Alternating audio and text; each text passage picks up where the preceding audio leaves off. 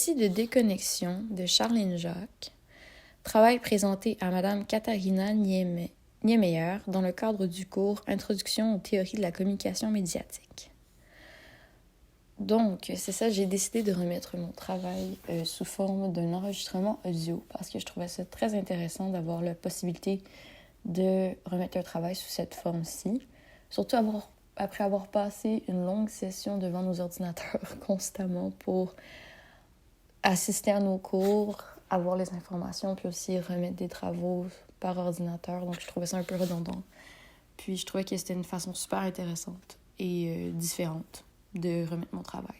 Donc, voilà.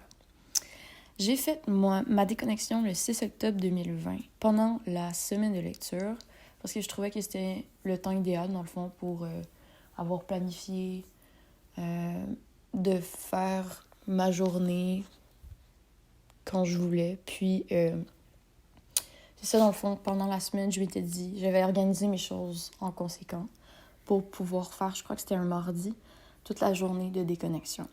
Donc, j'ai fait quand même plusieurs activités dans la journée. J'ai débuté avec une méditation le matin. Ça m'arrive pas souvent d'être capable de méditer. Puis, c'est quelque chose que j'aime bien faire. Puis, essayer de faire aussi que ça réduit le taux d'anxiété. Ça amène beaucoup de bien mentalement, puis physiquement aussi. Puis là, j'ai trouvé que en faisant abstraction de mon téléphone, j'étais beaucoup plus présente. Ça m'a vraiment permis d'être pleinement dans la méditation, puis de me sentir bien en la faisant. Puis aussi, c'est ça, en n'ayant pas mon téléphone, je sentais pas une pression de devoir me dépêcher, qui est un obstacle majeur à la méditation. Donc, c'est ça, je trouvais que ça commençait bien ma journée. Ensuite, je me suis mis à la peinture. C'est une autre activité que j'ai pas beaucoup le temps de pratiquer. Puis aussi, j'ai l'impression que généralement, si j'ai mon téléphone, je vais avoir tendance à vouloir aller m'inspirer de d'autres artistes, ce qui est une bonne chose, mais là, c'était vraiment, j'avais aucun repère visuel, donc je pouvais vraiment me concentrer. Puis je me suis dit que j'allais représenter comment je me sentais cette journée-là. Donc, c'est ça. J'ai passé un bon 2 heures, je crois, à faire de la peinture. Puis je l'ai terminée au complet. C'est aussi chose qui ne m'arrive pas souvent quand je me sens plus pressée dans mon temps. Pendant ce temps-là, je me suis dit que ce serait intéressant d'écouter de la musique, mais à la place d'aller sur mon téléphone comme je le fais toujours, j'ai écouté des albums sur ma table tournante que j'adore utiliser, mais encore une fois, dans la vie de tous les jours, je prends pas le temps de l'utiliser tant que ça. Une des choses que je trouve très intéressante aussi de la table tournante, c'est que ça nous encourage, dans le fond, ça nous force, mais aussi nous encourage d'une certaine façon à écouter des albums du début jusqu'à la fin, chose qu'on n'est comme pas habitué, on dirait. En tout cas, pour moi puis mes amis, j'ai l'impression que c'est avec l'accès qu'on a vraiment très, très facilement aux chansons puis tout ça, qu'on peut aller chercher n'importe quelle chanson quand on veut. Puis là, avec la table tournante, c'est vraiment, tu peux pas changer à toutes les chansons, donc ça te permet d'écouter un album au complet. Puis ça m'a fait comme redécouvrir différents artistes aussi, dans leur entièreté. Donc ça, je trouve ça intéressant. Sinon, aussi, je suis allée prendre une marche, je suis allée à l'épicerie. J'ai aussi redécouvert un livre de cuisine qui traînait dans mon salon depuis très très longtemps. Je le trouvais très beau, puis j'avais jamais vraiment pris le temps de m'attarder à lire les recettes puis la proposition. C'est un livre de Yota Motolenghi. Puis, en lisant les recettes, en tout cas, le temps que j'ai pris à lire les recettes, ça m'a vraiment inspirée. Puis, j'ai décidé d'essayer une de ces recettes le soir même. Puis, à partir de ce moment-là, on dirait que je me suis comme découvert une passion pour la cuisine. Donc ça, c'est vraiment chouette parce que ça me fait quelque chose à faire durant le confinement. Puis, c'est ça. Donc, je me suis découvert une nouvelle passion cette journée-là. Sinon, j'ai aussi lu avant de m'endormir. Puis, je pense que ça m'a vraiment aidée parce que souvent, je fais beaucoup d'anxiété avant de m'endormir. Puis, ma seule façon, dans le fond, de m'endormir, c'est de faire défiler mon fil d'actualité ou des trucs comme ça sur Instagram ou sur Facebook. Puis je trouve que c'est pas une bonne façon de m'endormir parce que je veux pas, ça met pas mon cerveau dans le bon état de calme et de tranquillité pour avoir une bonne nuit de sommeil, dans le fond. Sinon, pour mes impressions de la journée, j'ai trouvé qu'en général, j'étais beaucoup plus présente. J'étais aussi moins impatiente. Je me sentais beaucoup plus connectée à mon corps, à mes pensées, parce que je prenais le temps de les écouter. J'ai mieux dormi. J'étais aussi moins inquiète.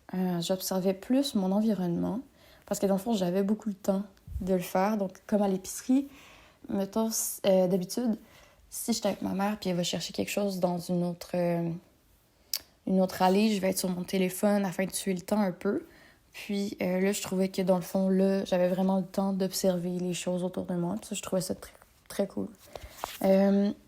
Sinon, j'avais aussi beaucoup moins mal aux yeux. Puis ça, c'est sûr que c'est dû à l'utilisation constante des écrans, qui est pas super. Sinon, j'ai triché à un seul moment. C'était pour regarder mes messages en fin de soirée pour avoir des informations pour une rencontre d'équipe qui était le lendemain. Donc, pour être sûre d'être à l'heure, tout ça. Mais c'est vraiment le seul moment que j'ai triché. J'ai pas senti le besoin tant que ça de regarder mon téléphone parce que je l'avais rangé loin. Puis, quand il n'est pas à ma vue, je ressens pas tant l'envie de le regarder. Ma notion du temps me semblait différente.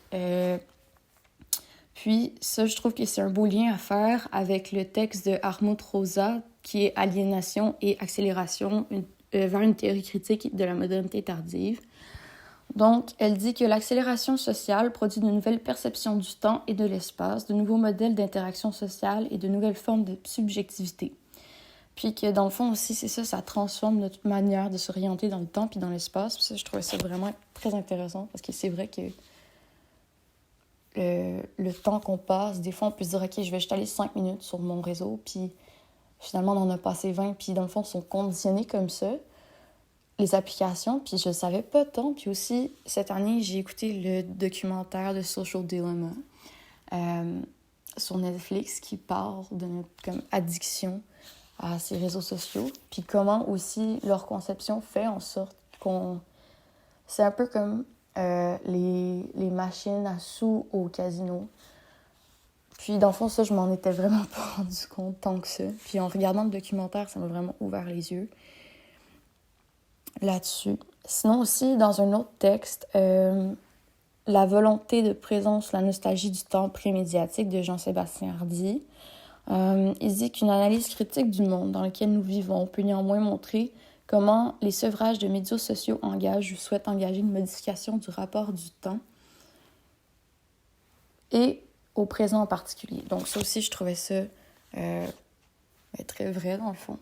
Que c'est vrai que c'est important, puis on dirait qu'on prend pas le temps parce qu'on est tout le temps comme dans un monde d'accélération de production, puis c'est tellement important de tout le temps être très productif, toujours au travail, toujours faire quelque chose de super productif, c'est ça dans le fond. Je pense que c'est le bon mot qui résume. Puis que dans le fond, ces pauses, puis ces sevrages-là de médias sociaux nous ouvrent vraiment les yeux, puis comme nous ramènent, on dirait, une temporalité qui est la temporalité normale, je veux pas, mais on dirait qu'on la ressent différemment quand on est sur les réseaux sociaux. Sinon, pour terminer aussi, au niveau mental, je vais revenir là-dessus. Dans le fond, c'est ça. J'ai compris que j'avais quand même une dépendance assez élevée à Instagram parce que ça me permet d'avoir tout le temps du contenu, puis de me divertir, puis donc de pas trop penser à qu'est-ce qui se passe dans ma vie ou c'est ça, ou qu'est-ce qui se passe dans le monde en ce moment. Veux pas, c'est quand même très stressant. Puis, ça m'a aussi permis d'observer que je me sens beaucoup mieux mentalement lorsque je pratique une activité manuelle parce que ça me permet d'utiliser mes autres sens, puis ça me sort de ma tête. Et en plus, ça m'éloigne des écrans. Donc, exemple, cuisiner, peindre, coudre, etc.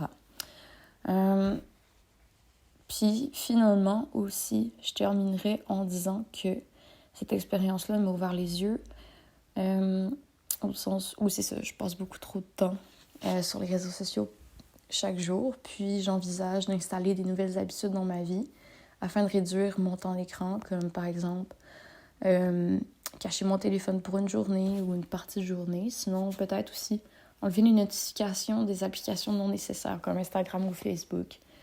Puis sinon aussi mettre une restriction de temps sur celle-ci. Donc voilà, ça conclut mon récit de déconnexion.